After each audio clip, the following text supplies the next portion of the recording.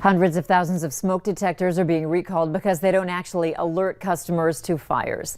The smoke detectors are made by Kitty. It says affected models are TrueSense smoke alarms and combination smoke and carbon monoxide alarms. They were sold at retailers like Walmart, Home Depot, and Amazon between May of 2019 and last September. No incidents have been reported yet, but people with these alarms should contact the company for a replacement that works. Peloton says it will likely be months before it can sell its treadmills again. On Wednesday, the company recalled both of its models to address safety concerns. Yesterday, the CEO said he hopes that at least one of them will be back on the market by July. Peloton estimates the recall will lead to about $154 million in lost sales. While the economy has shown steady signs of improvement, a shocking new jobs report is throwing up a warning sign. Reporter Alice Barr has the latest from Washington.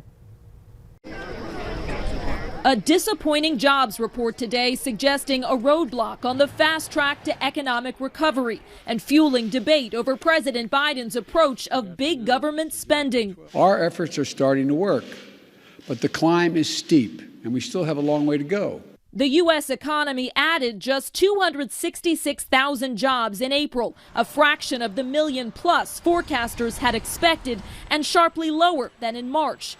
The president insisting it's proof Congress should pass his proposed $4 trillion in infrastructure, jobs, and social spending to jumpstart the labor market. We're still digging out of an economic collapse that cost us 22 million jobs. The Republican National Committee arguing, quote, this is the biggest miss on a jobs report in more than 2 decades, and Biden's failed policies are to blame.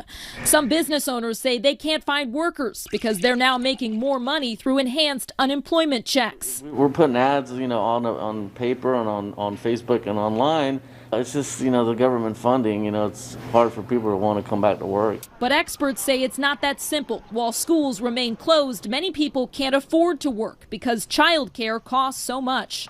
Employers across the country, especially who have traditionally hired women, are going to be facing pretty significant labor shortages. No shortage of opinions on what caused this month's dismal jobs numbers and whether Washington can fix the problem. President Biden stressed that the COVID relief Congress already passed was intended to bring the economy back over the course of a year and not overnight. Guys, fine.